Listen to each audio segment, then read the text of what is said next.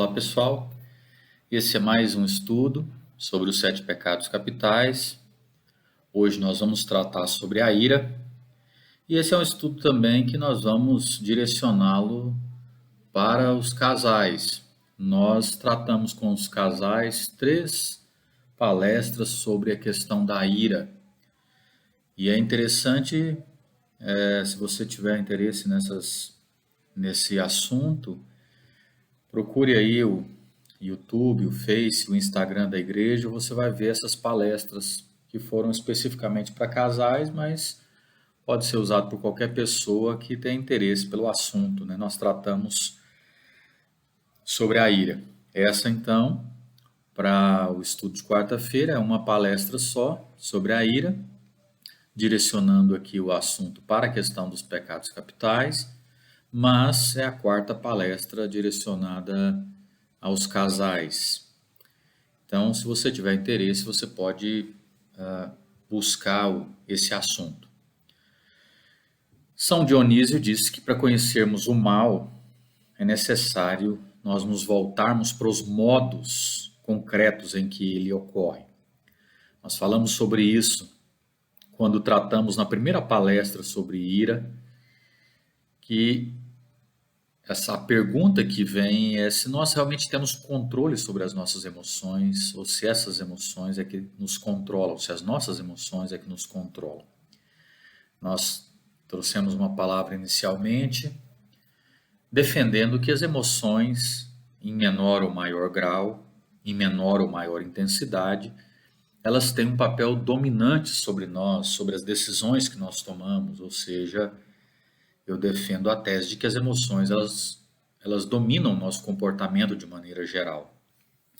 Elas, em geral, nos controlam, né? E elas, em geral, são as nossas maiores fontes de motivação. Nós somos motivados ou não, basicamente em função da emoção, né? Ou do sentir as emoções. Isso é interessante também, uma distinção necessária para fazermos, porque diz respeito também ao estudo da ira, é que existem pelo menos 3 fenômenos aí que são distintos, embora sejam relacionados. Um fenômeno é chamado de emoção, né? Então nós temos uma emoção. Quando nós sentimos essa emoção, nós chamamos esse fenômeno de sentimento. Então aqui é uma distinção entre emoção e o sentimento. O sentimento é quando você sente uma emoção. E a consciência de sentir essa emoção, ou seja, tomar conhecimento de estar sentindo essa emoção, nós chamamos de consciência da emoção. Uma outra distinção interessante para fazermos também, que nós fizemos na primeira palestra, é a distinção entre emoções, humor e afetos. Falamos já sobre emoções, o que é uma emoção, né? Quando esses estados de emoção eles são frequentes, são contínuos, nós tendemos a chamá-los de humores. Então, humor não tem a ver aqui com a questão de ser engraçado, mas humor tem a ver com um estado emocional constante, frequente, contínuo. Por exemplo, alguém que está irado, às vezes você conhece alguém que é sempre irado, sempre está com raiva. Então, a ira deixou de ser uma emoção e passou a ser um humor daquela pessoa. E aí isso pode ser patológico, né? A gente chama isso de distúrbio de humor, como é a depressão, a mania. E quando nós falamos de afeto, nós estamos abarcando tudo, emoções, humores, sentimentos, tudo isso, esse conjunto nós chamamos de afetos. Na segunda palestra sobre ira, você pode pesquisar sobre, nós falamos da Bíblia tratando sobre a ira, sobre a raiva, né? E basicamente falamos sobre Deus, a ira de Deus, que nunca é caprichosa. Deus responde de forma imparcial àquilo que é errado, àquilo que é ofensivo. E, fundamentalmente, o que é mais interessante acerca da ira de Deus é o fato dela agir em nosso favor. Então, em amor, a ira que o nosso pecado merecia cai sobre Jesus Cristo. A ira de Deus, ela funciona para desarmar esse poder do nosso pecado. E também essa ira de Deus é que vai livrar-nos da dor causada pelos pecados dos outros. porque Deus é que toma a vingança a nosso favor. E aí nós tratamos um aspecto também importante, que é o que as Escrituras dizem sobre a ira pecaminosa, que ela usurpa Deus, né, e causa dano, e a ira piedosa, que é o que a Escritura chama de irai-vos e não pequeis. Nós entronizamos a Deus e fazemos o bem das pessoas, embora possamos nos irar. E aí nós demos vários exemplos sobre a ira como ela é estimulada de forma falsa, como no caso de Potifar, que, segundo Gênesis 39, ele fica irado porque ele acreditou que José estava se divertindo com a sua esposa.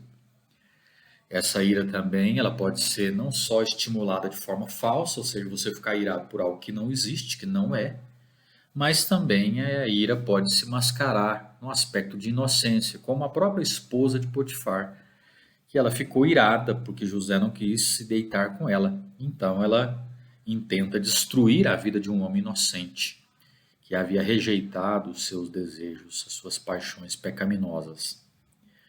Basicamente, tanto por preceito, por lei, por ordem, como por exemplo, a Bíblia continuamente ela fala sobre a ira no propósito de nos mudar, de nos transformar. Como eu citei uma frase do Paulinson, David Paulinson, que diz que Deus nunca levanta um espelho sem segurar uma luz.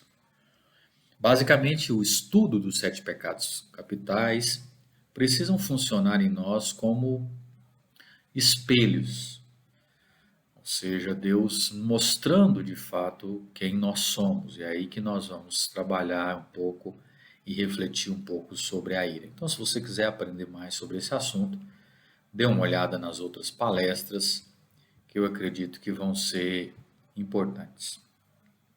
Dito isso, vamos então para esse primeiro ponto aqui, ou primeira coisa que nos chama a atenção, falando da ira como um dos 7 pecados capitais.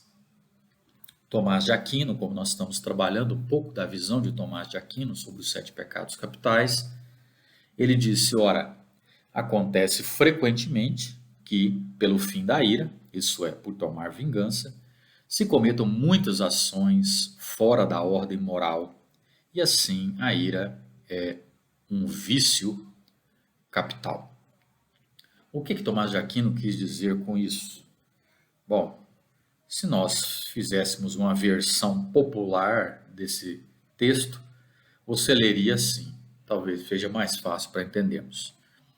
Pô, vira e mexe, o cara fica fulo da vida porque aprontaram feio com ele. E como ele não está afim de deixar barato, pode acabar forçando e pisar na bola da moral. Portanto, a ira é pecado cabeça de chave.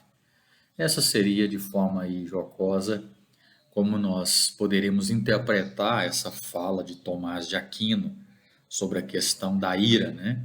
Que nos deixa aí fulos da vida, que nós não queremos deixar barato. É fato que a ira tem origem, é uma das emoções mais comuns, né, mais naturais. Nós falamos na primeira palestra, é a inato, né, comum, tão comum que é presente nos animais e muito poderosa. Quando degenerada num pecado mortal, para Tomás de Aquino, ela se transformava no pecado mais prejudicial, porque não era só para a pessoa, mas para os outros. Então, era o pecado que mais destruía a felicidade do indivíduo, mas também a felicidade com o outro, a harmonia da vida em sociedade. Esse pecado capital da ira é um dos vícios mais largamente reconhecidos, expressos de várias maneiras, né, como fúria, cólera, raiva, indignação. Todos esses nós podemos usar para expressar a ira. A cor que caracteriza, se nós pudéssemos pensar numa cor, era o vermelho, né? O símbolo é o fogo. Então essa raiva, essa ira, A gente fala que ela ferve em fogo baixo, que ela lança faíscas, que ela solta fumaça, que ela arde lentamente, que ela explode em ira, que ela inflama, né? Que ela devora. Então é como mesmo dito uma fornalha do diabo, né? Um pecado que atiça outros pecados e inflama o potencial deles. Alguns aspectos da ira que nós trabalhamos também nas outras palestras é a questão, primeiro, da contribuição da vontade. A ira, como pecado capital, ela é uma emoção que inclui esse elemento anexo, esse elemento vontade, como nós vemos no caso de Caim, né?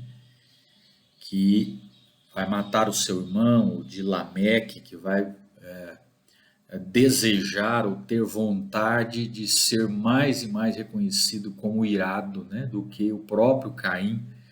Se Caim matou o irmão, então eu vou matar alguém que pisar no meu pé, né? Ou seja, eu vou ser 7 vezes pior do que Caim foi. Então essa vontade que precisa ser reprimida muitas vezes está anexa à questão da ira. Como Deus diz para o próprio Caim, cumpre a você dominar o que você está sentindo. Diferente da questão da indignação justificada, né, ou da ira piedosa, Deus ele é descrito como irado no sentido de estar indignado por um motivo justo, né? Isso acontece com Jesus, por exemplo, quando ele está na sepultura de Lázaro, quando está face a face com a morte. Essa passagem usa uma palavra grega muito forte para comunicar a ira de Jesus em relação à própria morte. João 11, 33 a 44, depois você pode ler e observar. Então, é correto e não errado ficar encolerizado na presença do mal. Então, quando nós ficamos com raiva, irados com a injustiça, com a maldade, isso é correto. É uma ira justificada. De fato, João Crisóstomo, Boca de Ouro, um antigo pai da igreja cristã, ele escreve que aquele que não fica irado quando é preciso, peca. Ou seja, muitas vezes nós precisamos nos indignar, né? Um texto de Tomás de Aquino, interessante, diz o seguinte, sobre a questão da ira como motivo, como a contribuição da vontade, né? Ele diz o seguinte: a ira foi dada aos seres dotados de vida animal para que removam os obstáculos que inibem o apetite inconcupiscível de tender aos seus objetivos, seja por causa da dificuldade de alcançar um bem, seja pela dificuldade de superar o mal. Ou seja, Tomás de Aquino está dizendo que a ira é dada aos seres humanos muitas vezes para alcançar um bem, né? E também para lutar contra a questão do mal. E ele continua dizendo: a ira é a força que permite atacar um mal adverso. E a ira, a força da ira é a autêntica força de defesa e de resistência da alma. É o que muitas vezes nós precisamos perceber, a questão do pecado, né? A luta com ira, a indignação, o ódio, para que possamos resistir o pecado. Bom, como nós vimos no slide anterior, não só a contribuição da vontade, mas também muitas vezes nós percebemos a questão do motivo errôneo. Os motivos da raiva variam, mas muitas vezes eles estão aí acoplados, né? Podemos falar de um sentimento de impotência em face dos nossos direitos, né? Então eu penso, eu mereço isso, aquilo, isso me é devido, se eu não puder ter isso, eu vou ficar com raiva. Então, por meio da minha raiva, eu acho uma maneira de obter o que eu mereço. Então, a ira ela pode ser por esse motivo errôneo, né? Esse sentimento de impotência diante dos direitos, de ter dos meus direitos, mas também ela pode ser um sentimento de autocompaixão, ou seja, a ideia de, isso não deveria acontecer comigo, eu não mereço isso, eu estou com raiva, eu não vou aceitar isso gerar uma autocompaixão. Em ambos os casos, o motivo que consome a pessoa leva essa pessoa para além de si mesma, a fim de infligir a sua raiva aos outros. Nós podemos também falar ainda do aspecto da ira, a expressão excessiva e desordenada, também o desejo de vingança e o desprezo. Nessa expressão excessiva e desordenada, esse terceiro aspecto da ira, da raiva, ela é central para a gente entender esse pecado capital. É a questão da dificuldade de controlarmos, né? Ou quase uma incontrolabilidade da ira. Essa expressão que muitas vezes pode ser excessiva, pode passar dos limites, pode ser descontrolada. Tem ainda o aspecto do desejo de vingança, né? É central, tanto para incentivar a ira, como para suas consequências. Seja como for, o insulto, a injúria, muitas vezes a raiva, a ira quer apenas pagar aquele que me fez mal, o insulto que ele me fez. E como resultado disso, a raiva prolongada, ela se transforma num desejo pervertido de justiça, que vai crescendo em nós, chegando à fúria obsessiva e por fim ao ódio, ao ponto de querer matar muitas vezes a pessoa. Então esse desejo de vingança, também falamos isso em outras palestras.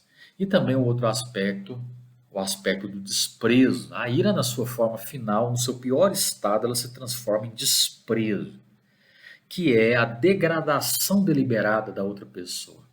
É a negação completa da dignidade do outro. Então não existe, na raiva, existe o desejo de machucar, mas no desprezo, não importa se o outro está machucado, ele não é digno nem de ser considerado.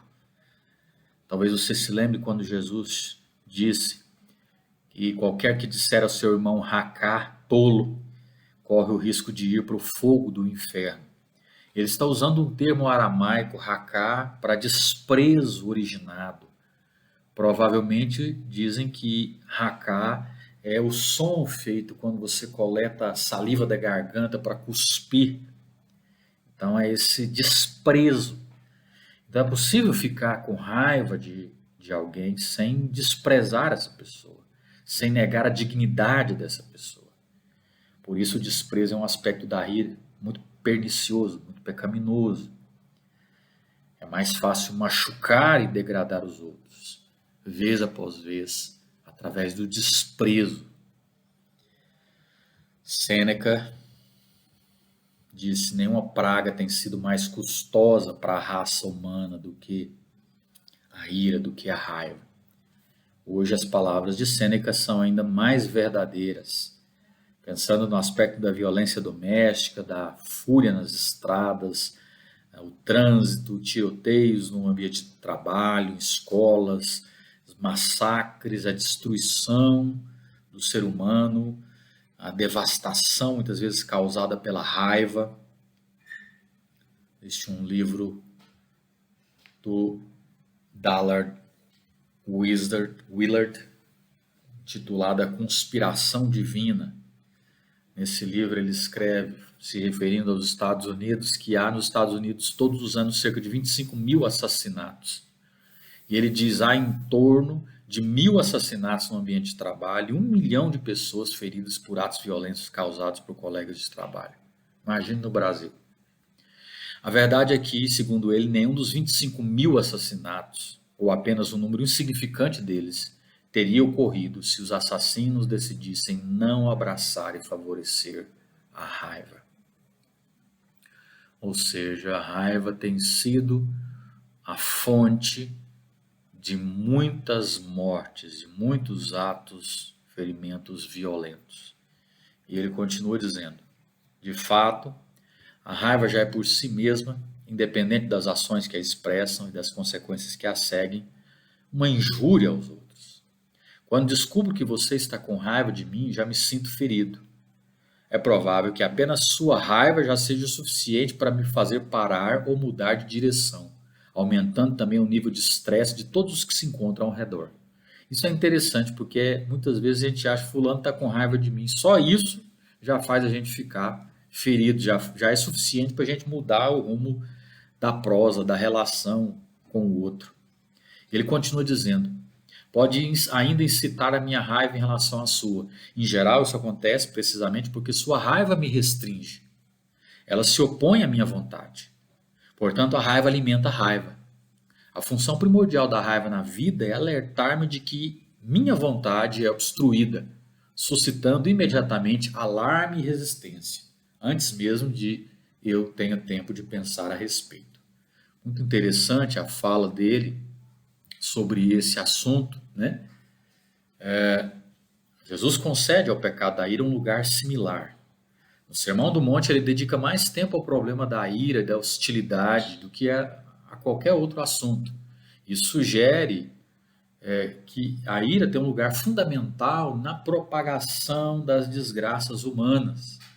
Se você retira o desprezo pelo outro, a raiva desenfreada da humanidade uns pelos outros, e se elimina a maior parte do sofrimento e da destruição da vida, tanto da vida antiga quanto da vida moderna.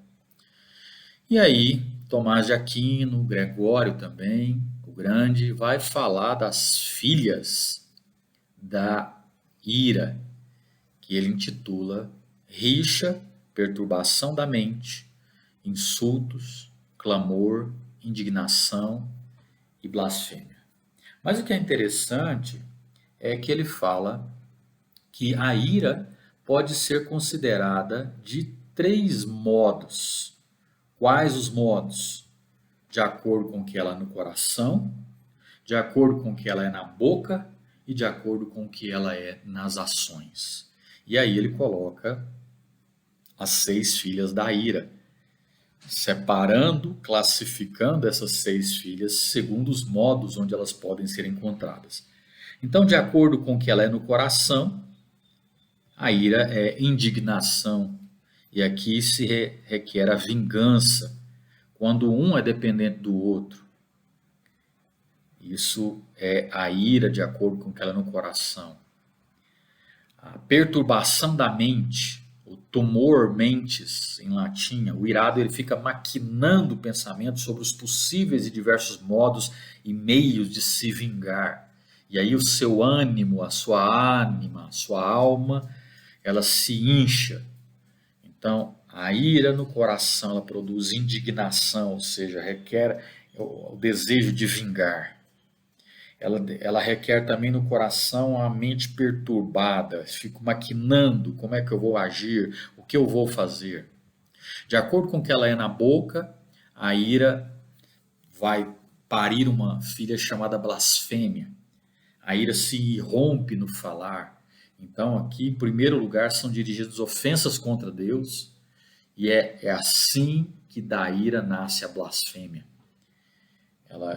Eu irado, então eu agora me dirijo à ofensa a Deus por aquilo que Ele permitiu que acontecesse na minha vida, ou eu dirijo a ofensa ao outro, aquilo que Deus me deu.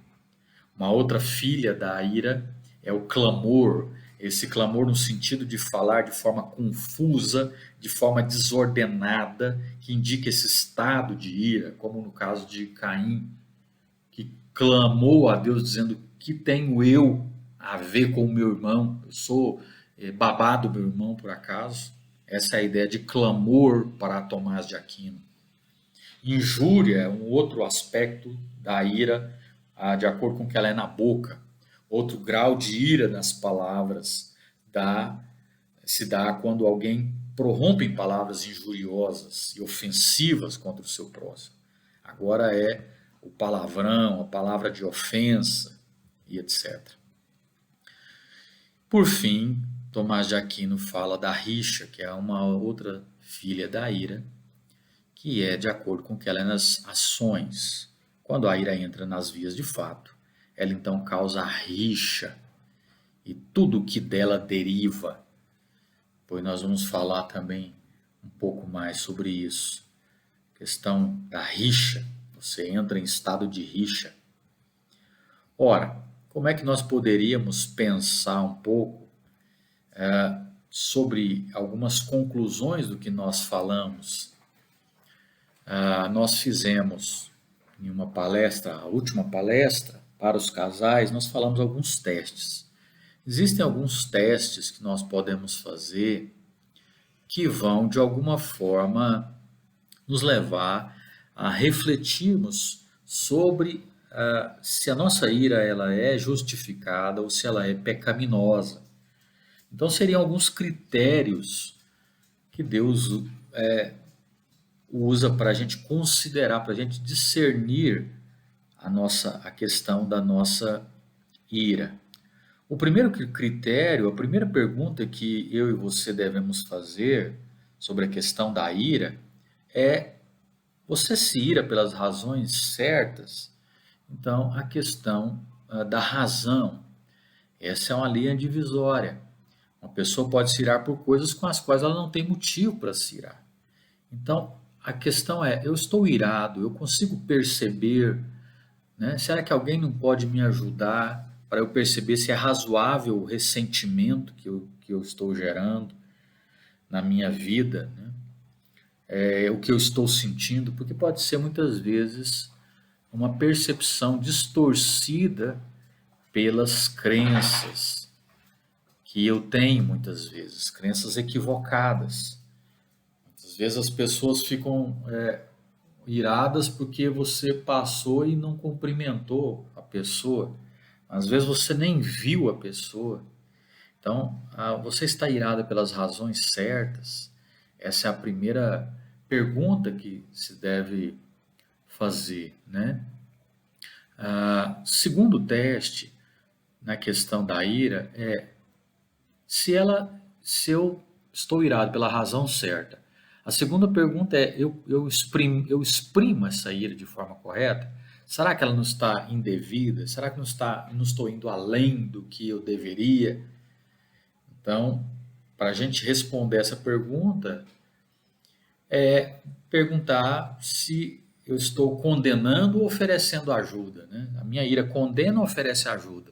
Ou seja, se ela vai ser punitiva, se eu estou irado com a indisciplina de uma criança, eu estou disciplinando no sentido de a minha ira para a disciplina, para o uso da vara, ela está de fato oferecendo ajuda, ou seja, vai oferecer de alguma forma mudança, percepção para aquela criança, ou estou exprimindo de forma incorreta? Estou mostrando a condenação somente. Então, isso é algo importante, né? Muitas vezes nós precisamos saber como é que está a expressão da nossa ira. Essa é uma pergunta importante. Terceiro teste é: por quanto tempo dura? Ora, naturalmente, se a sua ira está durando muito tempo, muitos dias, muitas semanas, muitos meses, até anos, tem gente que fica com pessoas iradas ainda, magoadas, com raiva, com ódio de pessoas que já até morreram. Então, se a sua ira dura muito tempo, ela já está por si só claramente respondida como uma ira injustificada, como uma ira pecaminosa. Porque a Escritura diz que você não pode deixar que essa ira passe de um dia para o outro. E no nosso travesseiro nós precisamos então avaliar se aquele dia está terminando, se eu estou levando para outro dia alguma indignação, né? Porque isso pode produzir, como nós já dissemos, as filhas, pode parir outras filhas, pode parir outros desejos no coração.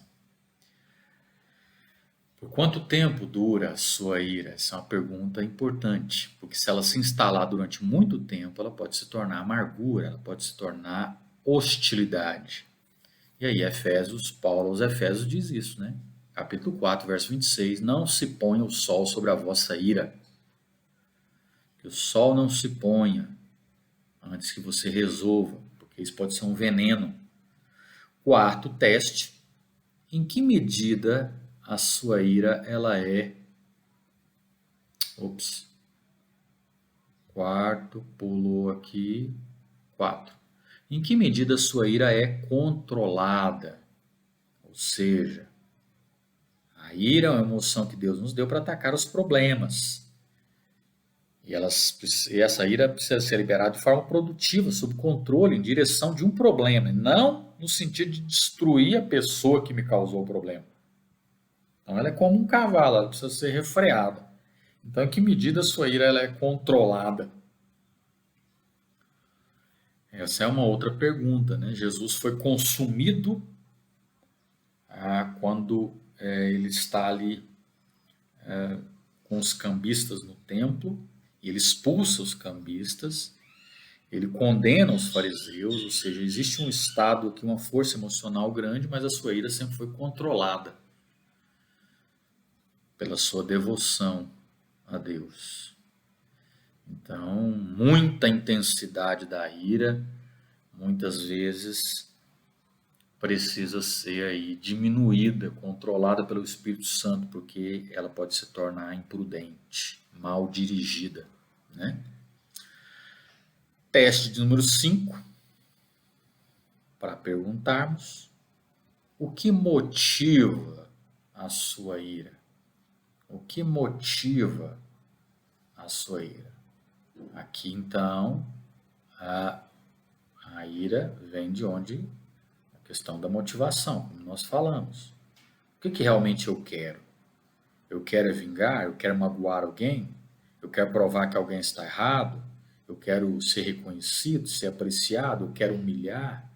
Então, qual que é o motivo da minha ira? Por isso, ela não pode ser motivada pelos desejos da carne, pelos pensamentos, por orgulho, por crenças falsas. Precisa ser motivada para a glória de Deus. Então, quando eu me iro contra o mal que está sendo feito a mim ou contra o mal que é feito a outra pessoa, não posso me permitir ser governado por aquilo que a Bíblia chama de eu, de ego, né? Muitas vezes o conselho de outras pessoas vai nos ajudar na questão dessa motivação. Teste número 6. A sua ira está preparada e pronta para responder aos pecados habituais de outra pessoa? Esse foi um outro teste que nós falamos também nessa palestra.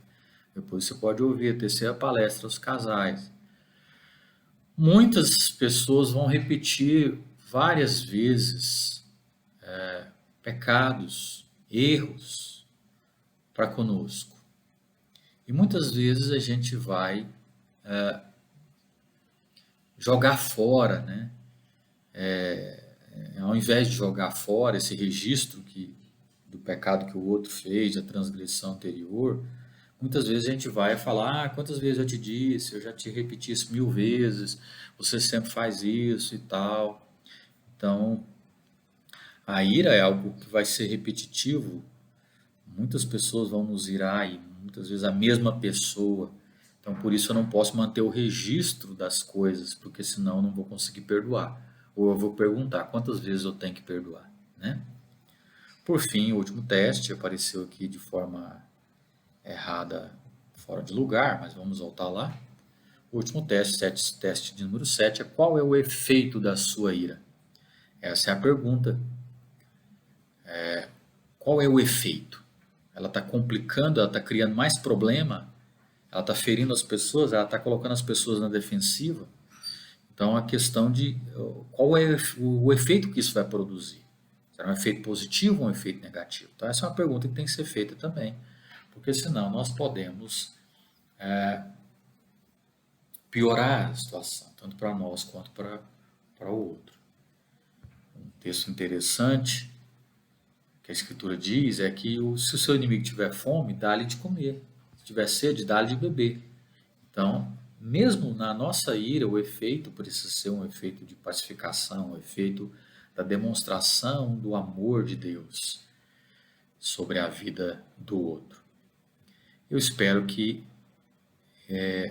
possamos ter aprendido nesse pecado capital chamado ira, nós possamos ter aprendido coisas que de fato vão nos levar a permitir que o Espírito Santo controle a nossa vida, que esse domínio próprio, como fruto do Espírito, esteja presente sobre a nossa vida, para que a gente possa olhar de maneira diferente para a relação que nós temos com essa emoção chamada ira. Que Deus te dê paz, que Deus te dê um coração bondoso, que Deus te dê controle, que Deus te dê desejo de uma indignação justa, santa, piedosa, como presente no próprio Deus. Deus abençoe. Para mais informações sobre esse assunto, use as outras palestras, use os outros estudos presentes nos nossos canais, nos nossos meios de comunicação. Deus abençoe a todos. Até a próxima palestra.